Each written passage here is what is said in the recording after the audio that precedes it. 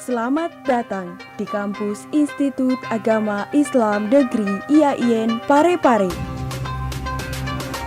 Dengan visi akulturasi budaya dan Islam, IAIN Parepare berkomitmen melahirkan manusia Indonesia yang seutuhnya, yaitu manusia yang bertakwa kepada Tuhan Yang Maha Esa dan berbudi luhur, memiliki pengetahuan dan keterampilan, sebagaimana tagline yang dikembangkan, Malebi Warekadana Makiade Ampeda.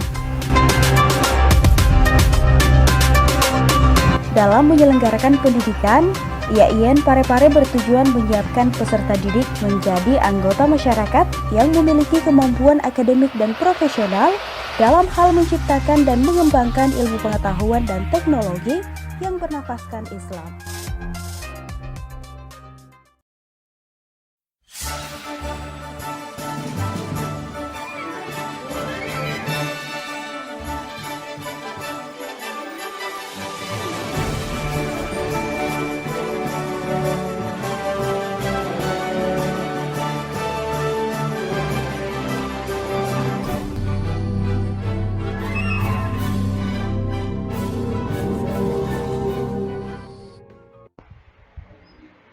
Pada kesempatan hari ini, saya akan menjelaskan Pancasila sebagai dasar negara Republik Indonesia.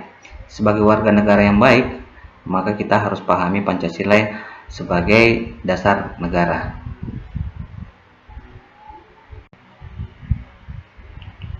Tujuan pembelajaran kita ada 3. Yang pertama, mampu menelusuri konsep negara, tujuan, dan urgensi dasar negara.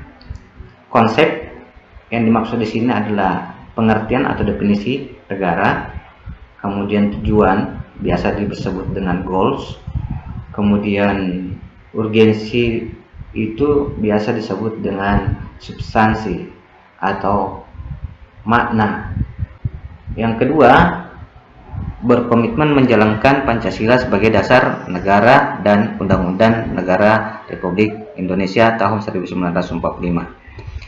Jadi setelah kalian mempelajari materi ini, saya harapkan tumbuh komitmen menjalankan Pancasila, karena ada beberapa kelompok yang ada di masyarakat kita ingin mengganti Pancasila sebagai dasar negara. Dan yang terakhir, mampu menggali sumber yuridis. Kata yuridis di sini diartikan sebagai dasar hukumnya. Apa dasar hukumnya? Kemudian historis berkaitan dengan sejarah, sosiologis berkaitan dengan sosial, dan politis atau aspek politiknya, aspek politisnya tentang Pancasila sebagai dasar negara.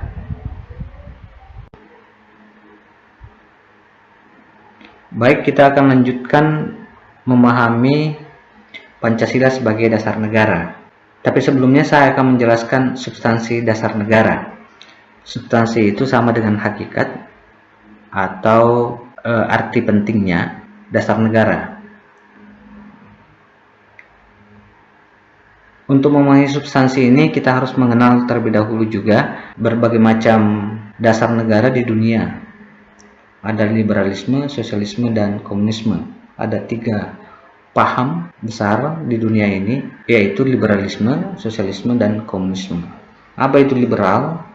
Liberalisme berasal dari kata liberal, ada sebuah ideologi di mana mencita-citakan suatu masyarakat yang bebas, dicirikan oleh kebebasan berpikir bagi individunya. Paham liberalisme ini menolak adanya pembatasan maupun intervensi pemerintah, termasuk juga agama. Tokoh yang populer pada paham ini yaitu John Locke dan Adam Smith. Sedangkan sosialisme tetap memberikan kebebasan kepada individu, tetapi di situ juga ada intervensi negara. Negara memberikan intervensi tapi masih dalam koridor demokratis. Sedangkan komunisme ini berasal dari kata komunis, bahasa Latinnya, bahasa Inggrisnya itu dikenal dengan common atau universal. Adalah sebuah ideologi yang berkenaan dengan filosofi politik, sosial, dan ekonomi, yang tujuan utamanya menciptakan masyarakat komunis, yaitu berdasarkan kepemilikan bersama alat produksi dan tidak adanya kelas sosial. Jadi negara yang mengatur masyarakat. Negara punya peranan penting mengatur kepemilikan, baik itu alat produksi maupun kekayaan alam yang ada di negara itu. Jadi negara mempunyai power untuk mengatur masyarakatnya. Jadi ada perbedaan liberalisme, sosialisme, dan komunisme. Bagaimana dengan Indonesia? Indonesia menjadikan Pancasila sebagai dasar negara, yaitu terdapat 5 poin atau 5 sila. Yang pertama berketuhanan, kemudian yang kedua berkemanusiaan, yang ketiga mengutamakan persatuan dan kesatuan, nomor 4 demokratis, dan yang kelima yaitu berkeadilan. Jadi berbeda dengan liberalisme, sosialisme, dan komunisme. Pancasila itu prinsip utamanya Bhinneka Tunggal Ika. Ternyata bahwa liberalisme, sosialisme, komunisme maupun Pancasila memiliki persamaan dan juga ada perbedaannya. Sekira itu yang harus kita pahami untuk mengetahui substansi dasar negara.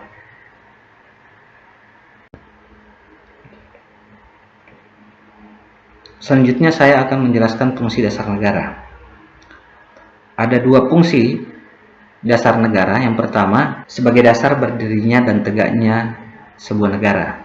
Kalau diibaratkan dengan rumah, maka yang pertama harus dibuat adalah pondasi. Jadi kalau negara disebut sebagai dasar negara. Apa itu dasar negara?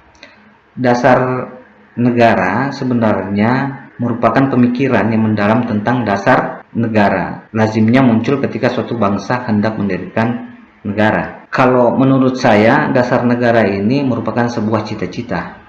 Jadi kita bernegara itu mempunyai cita-cita. Cita-citanya kalau bangsa Indonesia dicantumkan di pembukaan Undang-Undang Dasar 1945. Bunyinya adalah mewujudkan masyarakat adil dan makmur, mencerdaskan kehidupan bangsa, dan lain sebagainya. Itu adalah sebuah cita-cita. Di Indonesia ini mencita-citakan masyarakat adil dan makmur dan sekaligus cerdas. Itu perjanjian kita bernegara di Indonesia. Jadi kalau masih ada belum cerdas, belum mendapatkan keadilan, belum mendapatkan kemakmuran, berarti kita melenceng dari dasar negara kita sendiri. Yang kedua, fungsinya adalah sebagai dasar kegiatan penyelenggaraan negara. Di poin 1 tadi ada sebuah cita-cita, maka di poin keduanya itu bagaimana mewujudkan suatu cita-cita dan tujuan nasional. Bangsa Indonesia dalam mewujudkan cita-cita itu diamanahkan kepada pemerintah melalui konsep pembangunan yang dikenal dengan RPJMN. Apa itu RPJMN? Rencana Pembangunan Jangka Menengah Nasional. Di situ kemudian pemerintah membuat sebuah program untuk mewujudkan masyarakat adil dan makmur dan mencerdaskan kehidupan bangsa. Itu adalah tanggung jawab negara terhadap masyarakatnya. Sekira 2 hal ini yang perlu dipahami dalam memahami fungsi dasar negara. Saya ulangi, yang pertama sebagai dasar atau fondasi, kemudian yang kedua sebagai dasar kegiatan penyelenggaraan negara.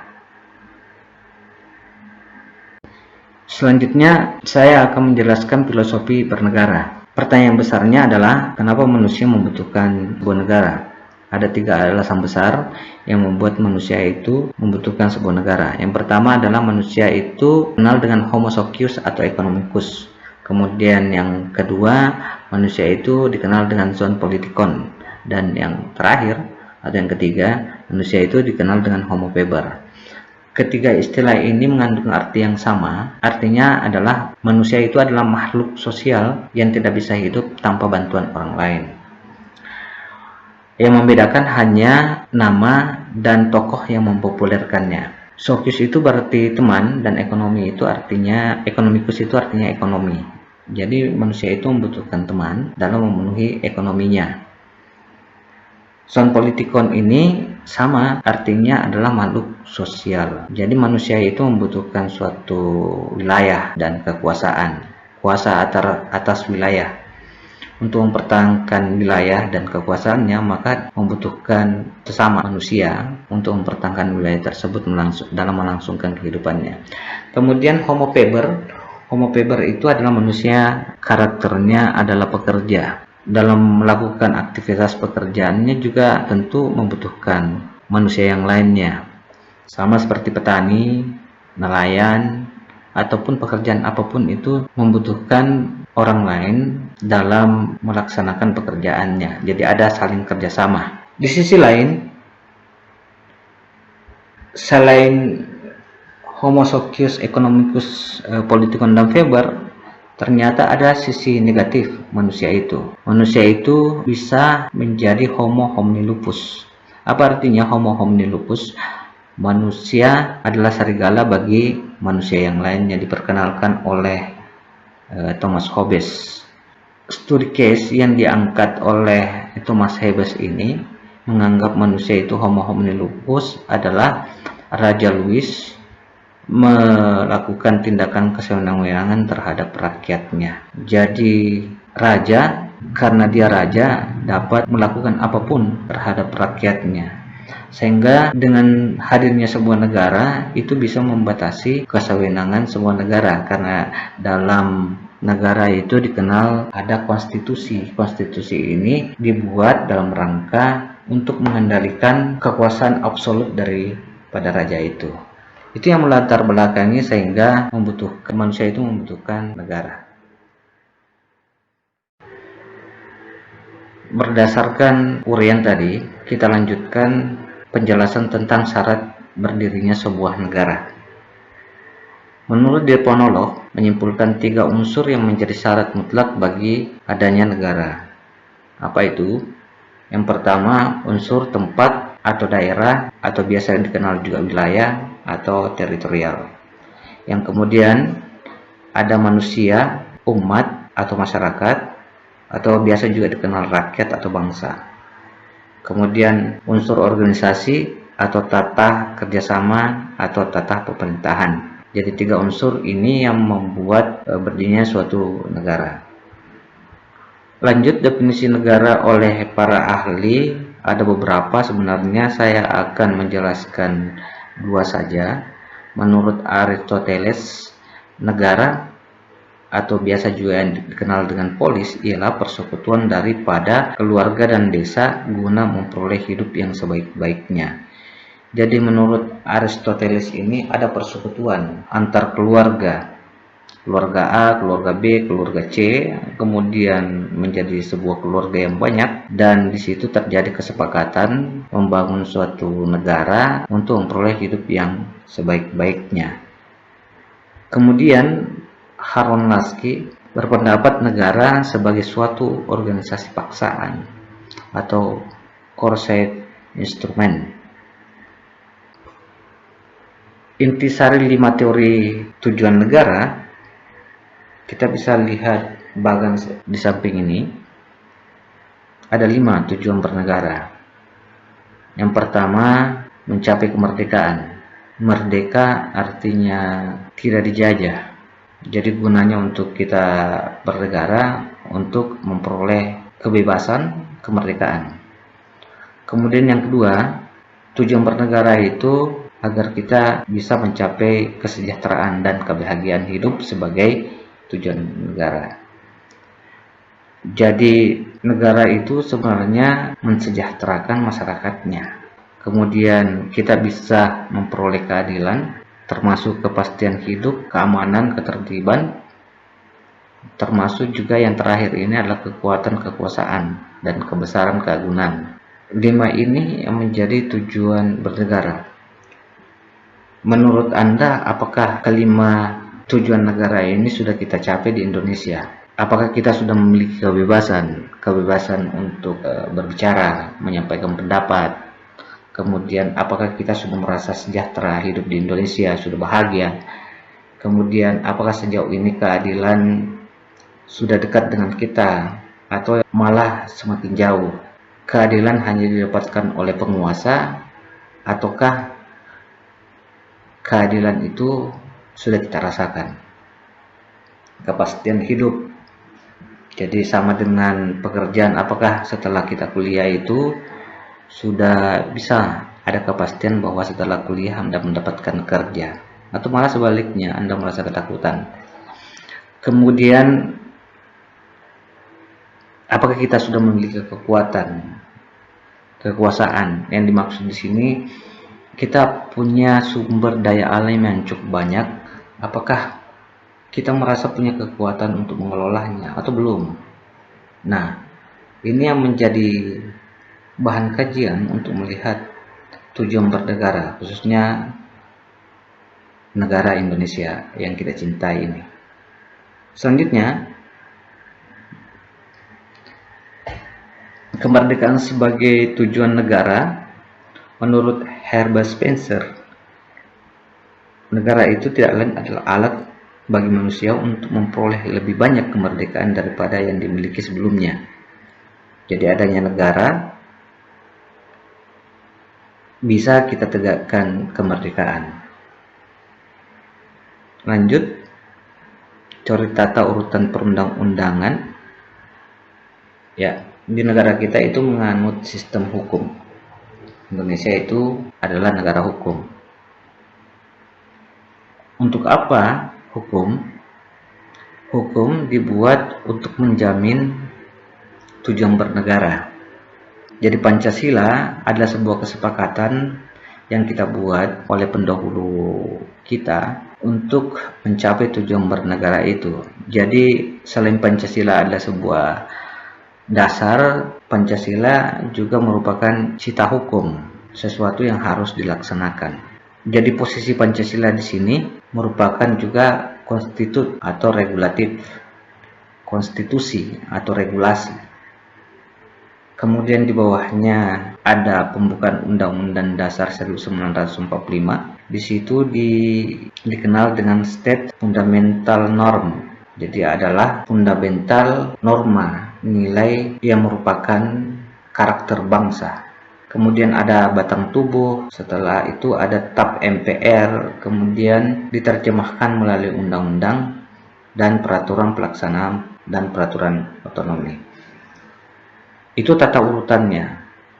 Sifat dari karakter tata urutan perundang-undangan di negara kita, peraturan yang di bawah tidak boleh bertentangan dengan peraturan yang di atasnya. Jadi sifatnya hierarkis.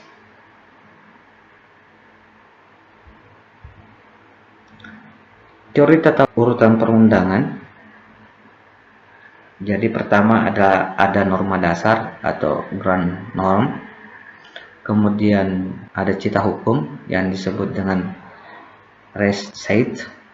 Kemudian cita negara ada state side. Kemudian terakhir dasar filsafat negara atau filosofi Kronslek. Itu tata urutan perundang-undangan. Tadi saya sudah sampaikan sebelumnya. Pancasila sebagai dasar negara itu memiliki dasar hukum atau yuridis. Yang pertama, pembukaan Undang-Undang Dasar 1945. Di situ disebutkan memuat tentang Pancasila. Kemudian TAP MPR nomor 18 MPR 1998. Kemudian diundangkan menjadi Undang-Undang nomor 12 tahun 2011 tentang pembentukan perundang-undangan bahwa Pancasila merupakan sumber dari segala sumber hukum negara kita.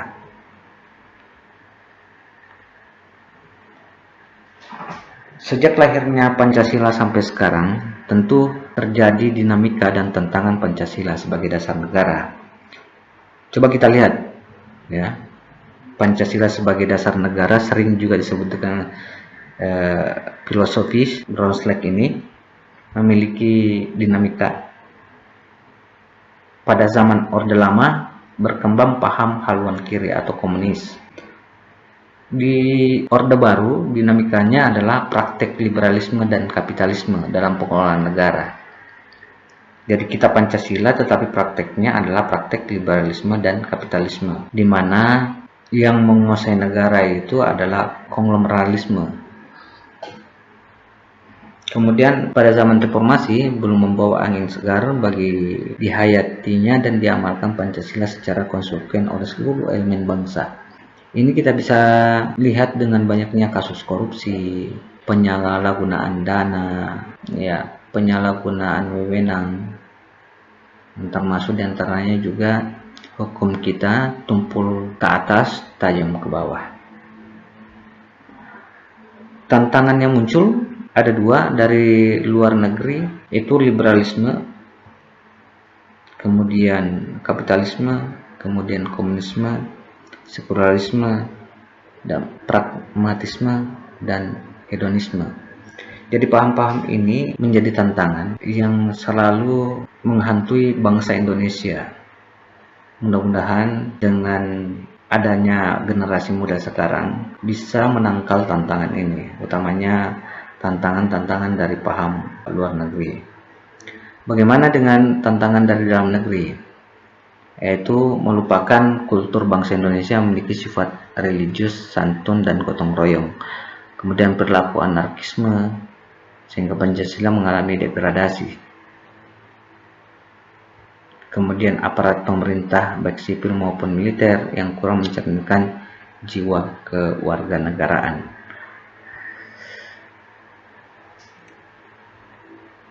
Mahfud MD menyatakan bahwa dari Pancasila dasar negara itu lahir sekurang-kurangnya 4 kaidah penuntun. Apa itu? Menjaga integrasi dan keutuhan bangsa. Jadi adanya Pancasila mampu menjaga integrasi dan keutuhan bangsa. Kemudian membangun demokrasi, membangun keadilan, berdasarkan pada prinsip toleransi beragama. Kalau kita melihat pendapat Mahfud MD, maka ketika Pancasila tidak ada lagi, bisa saja kita mengalami disintegrasi, atau bangsa kita bisa saja mengalami perpecahan, sama dengan Yugoslavia sekarang menjadi negara-negara pecahan. Kemudian apa hubungan Pancasila dengan pembukaan Undang-Undang Dasar 1945? Menurut Natonagoro menegaskan bahwa Undang-Undang Dasar tidak merupakan peraturan hukum yang tertinggi. Di atasnya masih ada dasar-dasar pokok bagi Undang-Undang Dasar yang dinamakan dengan kaidah negara yang fundamental atau State Fundamental Norm. Jadi itulah Pancasila. Ya. Penjabarannya saya kira Anda bisa lihat nilai sila 1 dijabarkan melalui batang tubuh pasal 28E ayat 1, pasal 29 dan pasal lainnya. Nilai sila 2 pasal 1 ayat 3, pasal 26 dan ayat 2 pasal 27 ayat 1 dan ayat 2 pasal 28A, 28B, 28C, 28D, 28F, 28C dan pasal lainnya. Nilai sila ketiga pasal 25A, pasal 27 ayat 3, pasal 30 ayat 1 sampai dengan ayat 5 dan pasal lainnya. Nilai sila keempat pasal 1 ayat 1 dan ayat 2, pasal 2, pasal 3, pasal 4, pasal 7, pasal 19, pasal 28C, pasal 28E dan pasal lainnya. Nilai sila kelima pasal 23, pasal 28, pasal 31, pasal 32, pasal 33, pasal 34 dan pasal lainnya. Contoh kita lihat di pasal 28E terkait dengan pasal 1. Sila pertama.